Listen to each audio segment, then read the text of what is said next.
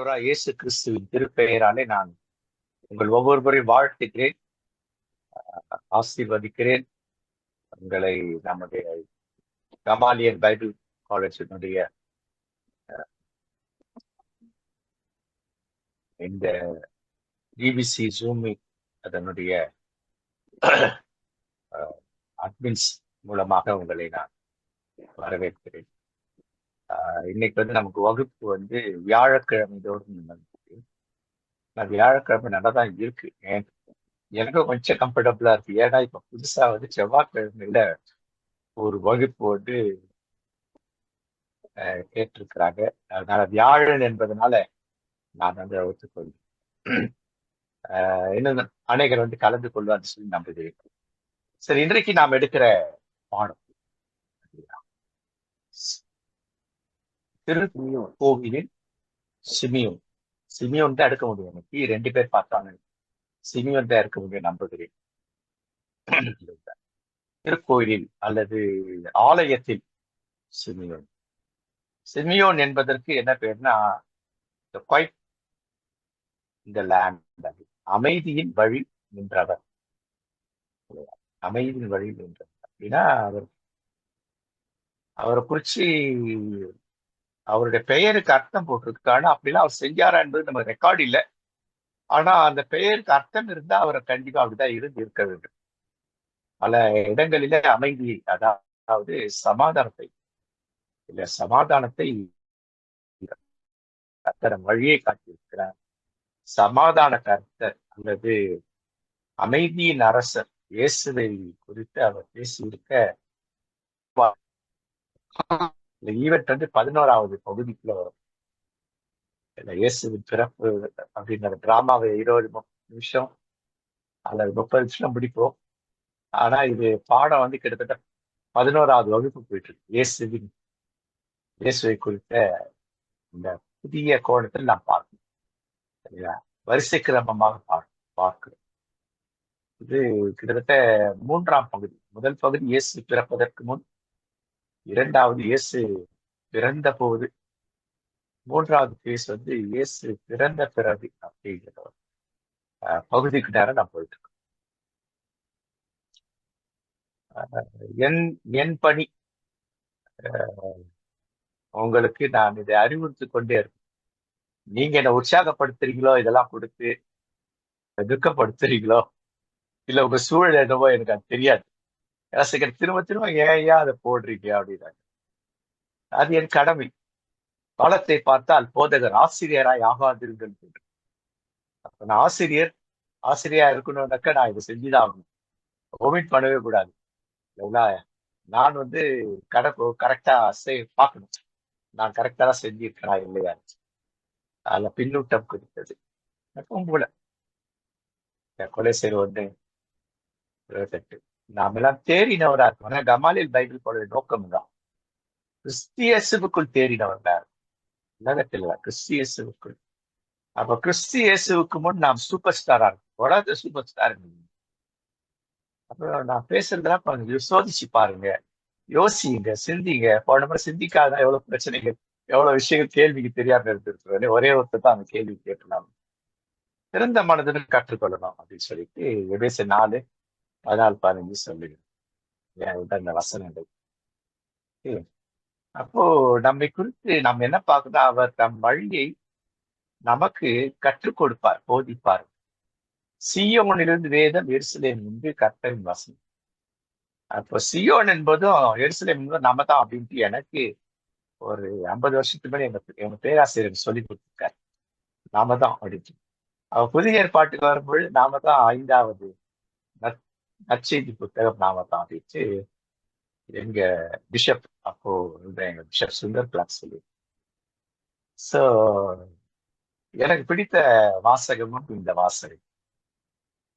அப்போ வேதம் அப்படின்னா என்ன, பைபிள் சொல்றது பார்த்தாக்க இந்த 5 ஆகமம். அப்ப இன்றைக்கு இவரை குறித்து பார்க்க இருக்கிறோம். அப்ப நம்ம எப்பவுமே ஒரு பாடத்தை ஆயத்தப்படும்போது நம்ம திரும்ப திரும்ப இதை மனசுல வச்சுக்கணும். தட்டி எழுப்பினாலும் இந்த 6 விஷயத்தை வச்சுதான் பைபிளை படிக்கணும், பைபிளை தியானிக்கணும். செய்தியை ஆயத்தப்படுத்தணும், பாடத்தை ஆயத்தப்படுத்தணும் இல்லைங்களா? அப்ப நம்முடைய கோர் என்ன? இதுதான். இயேசு என்ன பேசினார், இயேசு என்ன செய்தார், நான் என்ன, இதுதான் நமக்கு. சிமியோன் என்பவர் அமைதி வழி நின்றார். அப்ப இதை குறிச்சு பார்க்கணும்னா லூக்கா 2 22-35 வசனம் இருக்கு. அதுல ஒரு வசனம் முன்னாடியே சேர்த்தோம் நான் பார்க்கணும். பழைய வசனம், போன பாடத்துடைய வசனம் இல்லைங்களா? அங்க இந்த வசனத்துக்கு தான் நிறைய பேர் கேள்வி கேட்பாங்கன்னு நான் எதிர்பார்த்தேன். நிறைய கேள்வி எழுது. 21 வசனம், குழந்தைக்கு விருத்த சேதம் செய்ய 8ஆம் நாள் வந்து தாயின் வயிற்றில் உருவாகும் முன்பே வானதூதர் சொல்லியிருந்தவர் அதற்கு இயேசு என்று பெயரிட்டார்.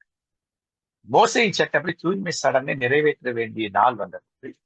குழந்தை ஆண்டவருக்கு அர்ப்பணிக்க அவர்கள் எருசலேமுக்கு கொண்டு இருந்தார்கள். ஏனெனில் ஆண் தலைப்பேர் அனைத்தும் ஆண்டவருக்கு அர்ப்பணிக்கப்படும் என்று திருச்சிட்டம் எழுதினார். சட்டத்தில் கூறியுள்ளவாறு ஒரு சோடி மடப்புறாக்கள் புறா குஞ்சுகள்.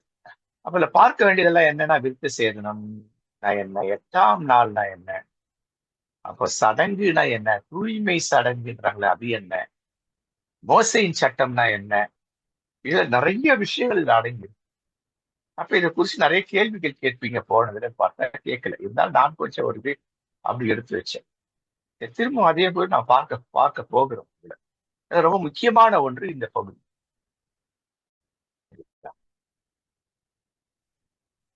சோ இங்க பார்க்கும் பொழுது அவர்கள் இயேசுக்கு கடவுளுக்கு என்ன பண்றாங்கன்னா,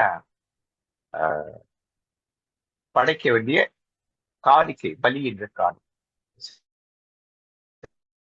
அப்ப அந்த 21 வருஷம் நிறைய பிரச்சனைகளுக்கு ஊடாக இதை செய்கிறார்கள். அப்படின்னாக்கா இதை ஏன் இவங்க செய்யறாங்க அப்படி சொல்லி பார்த்தா, லேவியராகும் 12ஆம் அதிகாரம் 1-8 வாசகங்கள் நம்ம இயேசுக்கு மரியா வந்து இயேசுவ இந்த திருக்கோயில்ல பிரதிஷ்டை செய்கிறாங்க. பிரதிஷ்டை செய்வது என்பது எத்தனையாவது நாளின் பிரதிஷ்டை இல்லையா, அல்லது அர்ப்பணிப்பு. அதுல 2 விதமான 3 அர்ப்பணிப்புகள். ஒரு ஒரு அர்ப்பணிப்பு என்ன, சாரி 2 அர்ப்பணிப்பு முக்கியம். ஒரு அர்ப்பணிப்பு என்ன என்றால் இந்த 8ஆம் நாளில் செய்ய வேண்டிய 2வது அர்ப்பணிப்பு என்ன அப்படின்னு சொல்லி பார்த்தா 40வது நாள்ல செய்ய வேண்டிய அர்ப்பணிப்பு. 3வது அர்ப்பணிப்பு என்னன்னா, அது வந்துட்டு 12 வயசு 13 வயசுல செய்ய வேண்டிய ஒரு அர்ப்பணிப்பு. அது யோசுவும் மரியாவும் என்ன பண்றாங்கன்னா, இயேசுவை அங்க அர்ப்பணிக்க வருகிறார், கடவுளுக்கு அர்ப்பணிக்க வருகிறார். சட்டம் அப்படி சொல்லு, சட்டத்தின்படி. அப்ப திருமறை சட்டம் ஒண்ணு, 5 ஆகமம் என்றால் சட்டம் இல்லையா? வேதம், வேத வசனம், வேத வாக்கு, இதெல்லாமே சட்டம் சட்டம் சட்டம். இங்கிலீஷ்ல புக் ஆஃப் லா. 5 ஆகமம் தான் சட்டம், அதான் மையம். பழைய ஏற்பாட்டுல புதிய ஏற்பாடு சொல்ல வேதம் அப்படின்னு வந்துட்டாலுமே வேதம், வேத வசனம். அப்போ இது வந்து என்ன செஞ்சாங்க அப்படின்னு சொல்லி பார்த்தா, இதை அவர்கள் செய்வதற்கான சூழலை கடவுள் உருவாங்க.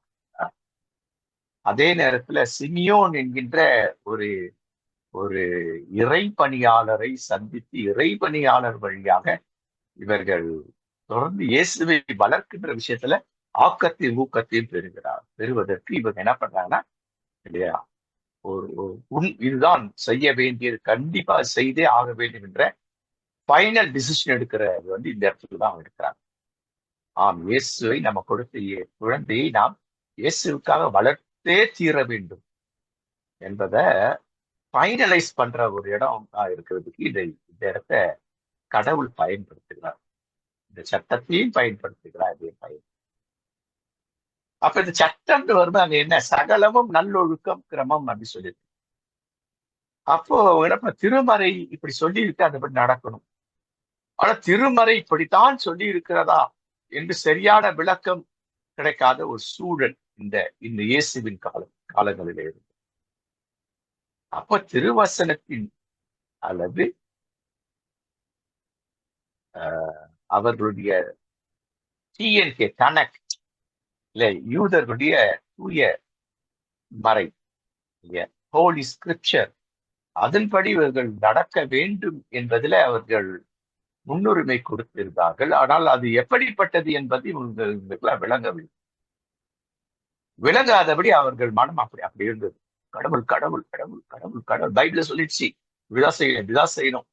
இல்ல பழைய காலத்து கிறிஸ்தவங்க அப்படிதான் சொல்லுவாங்க. ஞாயிற்றுக்கிழமைனா அந்த காலத்துல என்ன பண்ணுவாங்கனாக்கா, மெயின் லைன் சர்ச்ல இருக்கிறவங்க ரேடியோ போட மாட்டாங்க.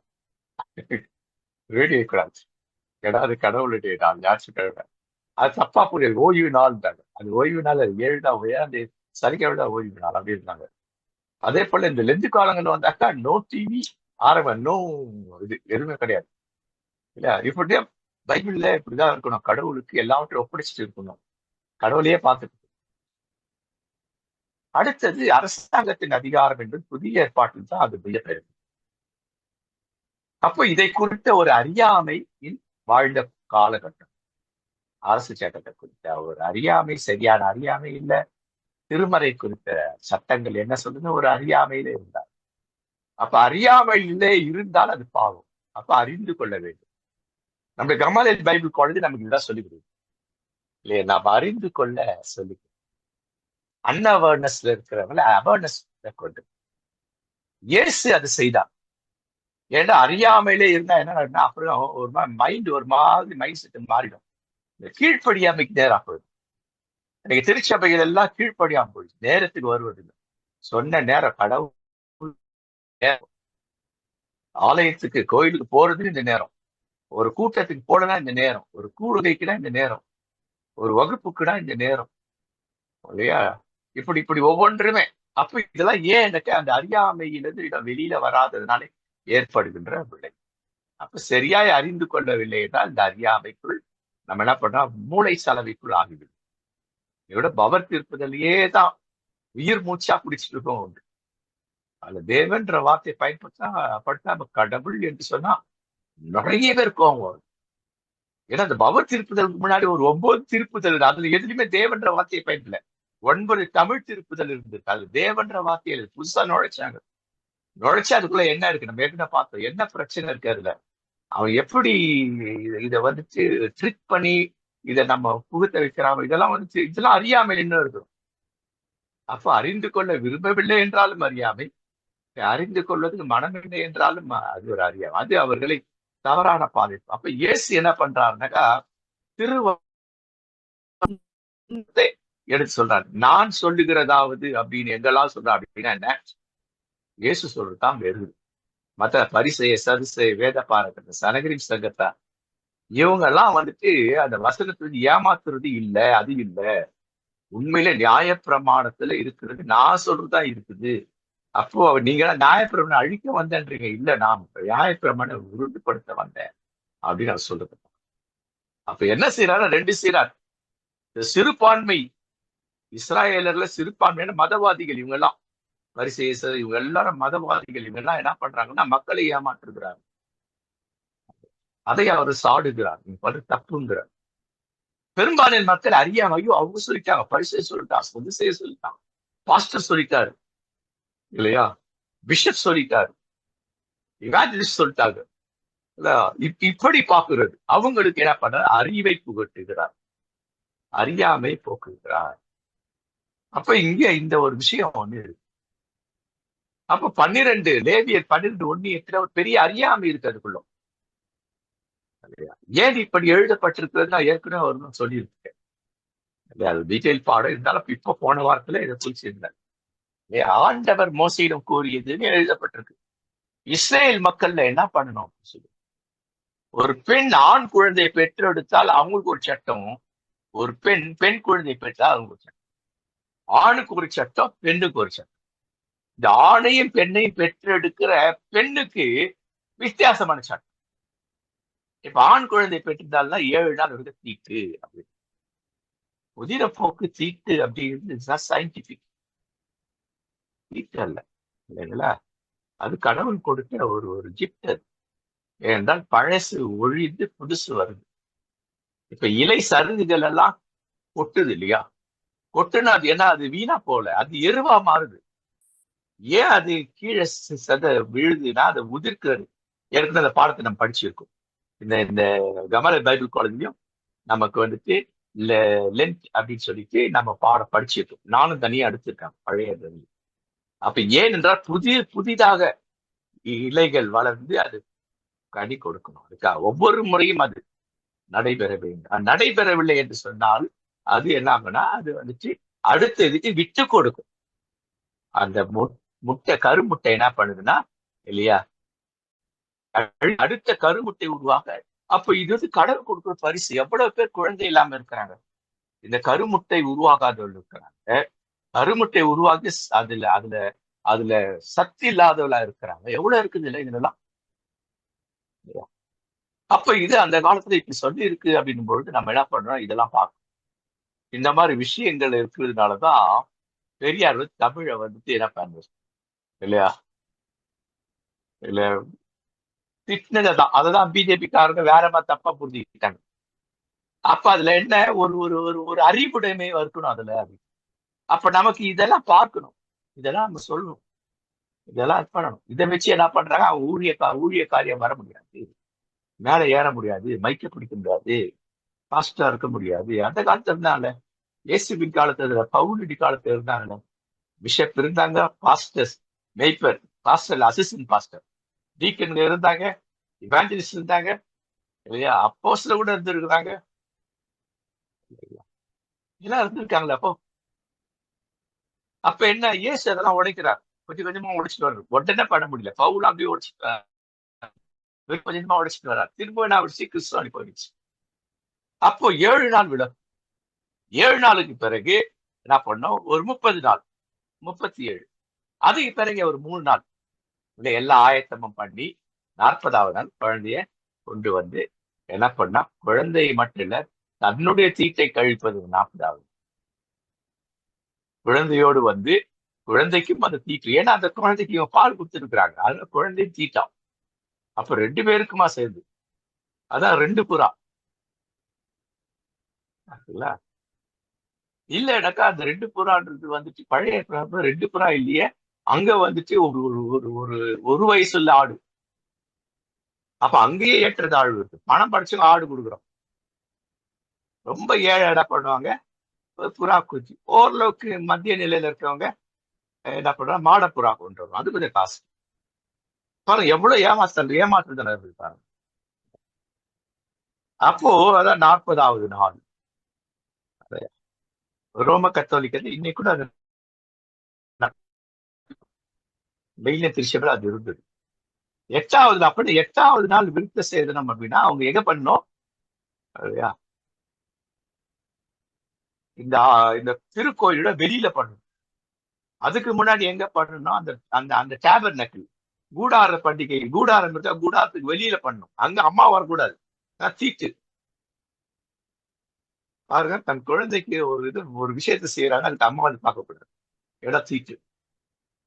பைபிள் இவ்வளவு விஷயங்கள் இருக்குது. அப்ப இதெல்லாம் என்ன, இதை நம்ம எப்படி அணுகணும், அதான் சார் எல்லாவற்றையும் சொல்லி. இன்னைக்கு நம்ம வீட்டுல வந்துட்டு ஒரு காலத்துல வீட்டுக்கு வெளில வரக்கூடாது. இப்ப வெளியில வர்றாங்க, பைக் ஓட்டுறாங்க, கார் ஓட்டுறாங்க, அதுக்குன்ட்டு எல்லா இதுவும் பண்ணிக்கிட்டே இருக்காங்க இப்போ. அப்ப இவங்க பைபிளுக்கு முரணா பண்றாங்கன்னு அர்த்தமா? இல்ல இல்ல. அப்ப கடவுள மனுஷன் தன்னை போல படைத்தான். ஆனா மனுஷன் தான் என்ன பண்ணிட்டானாக்கா, மனுஷிய வந்து தனக்கு கீழ்படுத்திக்கிட்டான். இதுதான் பிரச்சனை, பைபிள் பிரச்சனை.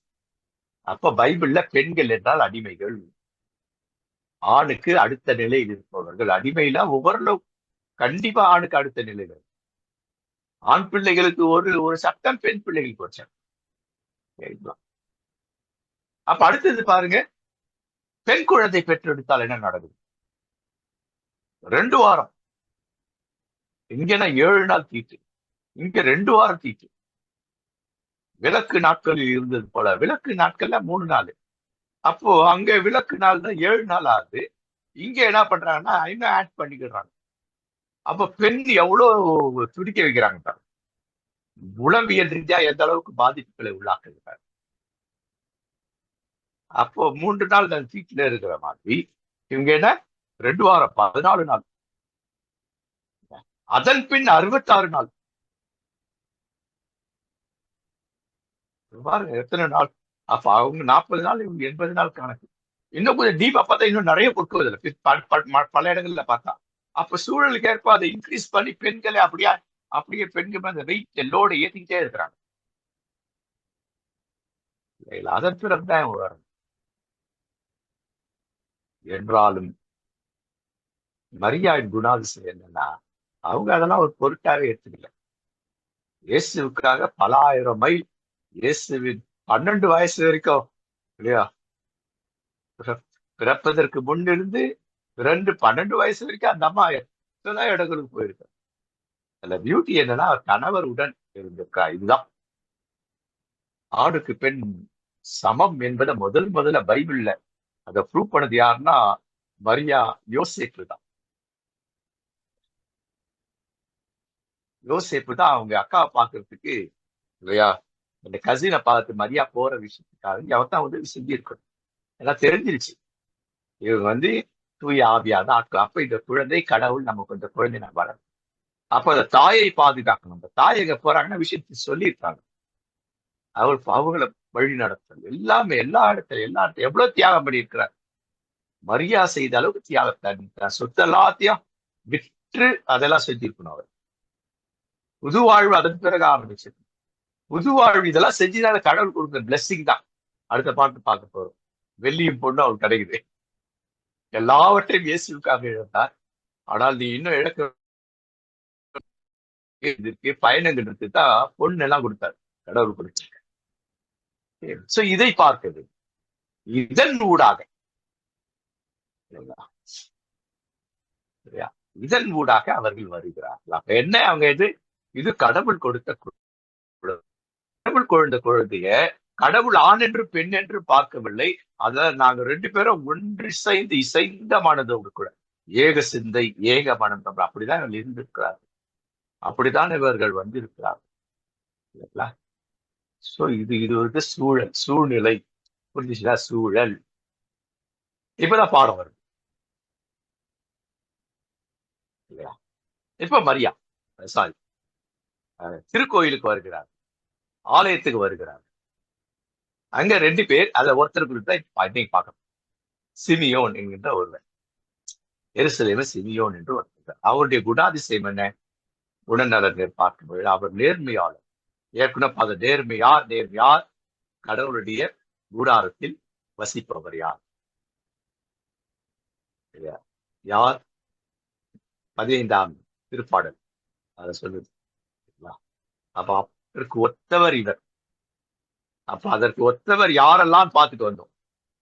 இயேசுவோட இதுல இருக்க எல்லாருமே நேர்மையாளர்கள் தான். சட்டரியாவில் ஆரம்பிச்சு எல்லாரும் நேர்மையாளர். இயேசு இந்த பிறப்புல பங்கு கொண்டவர் எல்லாரும் நேர்மையாளர். அந்த அந்த அந்த இயேசு பிறக்க இடம் இல்லாத இடத்துல கூட அவர் இயேசுக்குன்னு ஒரு இடத்தை உருவாக்கி கொடுக்கிற தலைவர். அவர் நேர்மை. இயேசு பிறக்கும் பொழுது உடன் இருந்தவர் நேர்மையாளர். மரியாவின் பயணங்கள்ல உடன் இருந்தவர். இயேசு பிறப்பதற்காக இயேசுவின் பெயரை தங்கள் பெயரை பதிவிடுவதற்கு பயணப்பட்டு வரும்பொழுது எல்லாரும் நேர்மையாளர்கள். கடவுள் நேர்மையாளர்களை எதிர்பார்க்கிறார். இன்னைக்கு நம்ம நேர்மையாளராக இருக்கிறோமாங்கிறது தான் முக்கியம். கடவுள் நம்மை பயன்படுத்தி கடவுள் வெற்றி பெறணும். கடவுளுக்கு எது வெற்றி? நான் கனி தரும் வாழ்வேன். நான் கனி கொடுப்பது கடவுளின் வெற்றி. நான் கனி கொடுப்பில கடவுளின் தோல்வி. அப்ப நேர்மையாளர் கடவுளுக்கு வெற்றியை தேடி கொடுத்தார். அப்ப சிமியோன் என்பவர் யார? நேர்மையாளர், இறைப்பற்று கொண்டவர். அந்த குணாதிசயங்கள் 5ல பார்க்கிறோம் இல்லைங்களா? 5ஆம் பாயிண்ட்ல அது இஸ்ரேலுக்கு வாக்களிக்கப்பட்ட ஆறுதலை எதிர்பார்த்திருந்தவர். என்ன ஆறுதல்? நொடிஞ்சி போன பெரிய ஆறுதல். அமைதி கிடைக்குது இல்லையா? அமைதி தொடர்ந்து இது இருக்குது இல்லையா? ஆறுதல் இல்லாம இருக்கிறாங்க மக்கள், இஸ்ராயல் மக்கள். ஒரு பக்கம் அரசாங்கம் வாட்டி இன்னொரு பக்கம் இந்த ஊழியக்காரங்க வாட்டி வதைக்கிறாங்க. இந்த மக்கள்கிட்ட பணம் இல்லை, பசியம் பட்டினியுமா இருக்கிறாங்க இல்லைங்களா? மூச்சு விட கூட அவங்க காசு பறிக்கிற மாதிரி இருக்கிறாங்க. அடுத்தது அவருடைய குவாலிட்டினா அவர் தூய ஆவியாளவரால் ஆட்கொள்ளப்பட்டிருந்தார். அப்படின்னா நாம் அனைவரும் தூய ஆவியால் ஆட்கொள்ளப்படுதலுக்கு ஒப்பு கொடுத்தால்தான் மேல இருக்குதான் நடக்கும். நாம் நேர்மையாளராக நாம் இறை பற்று கொண்டவர்களா இருக்க வேண்டும். இறை அன்பு மிக்கவர்களா இருக்க வேண்டும். இல்லையா? மற்றவர்கள் ஆறுதல் அற்றவர்களுக்கு நாம் ஆறுதலை சொல்லுபவர்களாக, ஆறுதல் அற்றவர்களுக்கு நாம் அமைதியை, சமாதானத்தை கொடுப்பவர்களா இருக்க குணாசனுடைய ஒரு மனிதர். இன்னும் நிறைய இருக்கு. அடுத்தது என்னன்னா, அவரை பத்தி இதுல போடாத ஒரு விஷயம். ஆனா அவர் முழு தகுதி, இவர் ஒரு இறைவாக்கினர், ஒரு தீர்க்கதரிசி என்பதற்கு இதுலயே நிறைய வசனங்கள். பின்னால பார்க்க போற வசனம்லாம் இவர் ஒரு இறைவாக்கினர், தீர்க்கதரிசி என்பதற்கு ப்ரூஃப் இருக்கிறது. அண்ணாமலை இறைவாக்கினர்னு சொல்லி இவரை சொல்லல பைபிள்ல. ஆனா அதற்குரிய அத்தனை தகுதி அதையெல்லாம் செய்கிறார் அவர். ஒரு இறைவாக்குனர் என்னெல்லாம் செய்யணுமோ அதெல்லாம் செய்கிறார் அந்த வசனங்கள்ல பார்க்கணும். அப்போ ஒரு இறைவாக்குனர் தான் யாரு? அது நமக்கு தெரிஞ்சிருக்கும்.